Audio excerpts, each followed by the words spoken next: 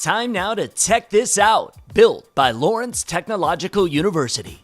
Every January, the first robotics competition officially kicks off a brand new season. And this year, Lawrence Tech played host to teams from across the area as the 2026 game Rebuild was revealed. When I first saw the reveal, I was really excited to see that we're back to a ball game.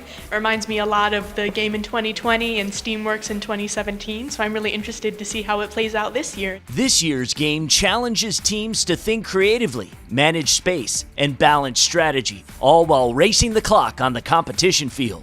The most challenging is going to be the climbing. We're actually designing and thinking of that right now. From climbing to coordination, teams are already breaking down the details, and the excitement is just getting started.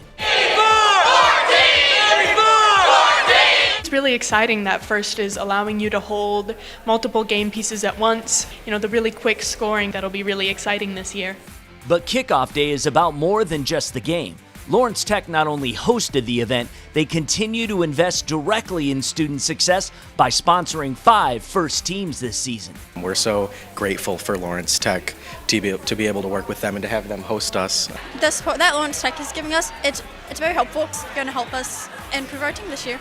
Beyond competition, events like this help students envision what's next, from engineering pathways to future careers in STEM.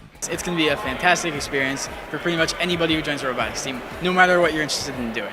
I've learned so many skills. I know what I want to go into after high school. With Kickoff complete, the build season is officially underway, and these teams are ready to get to work. Be sure to follow state champs RoboZone on Instagram, Facebook, and YouTube for great content all year long. Lawrence Technological University. Be curious, make magic.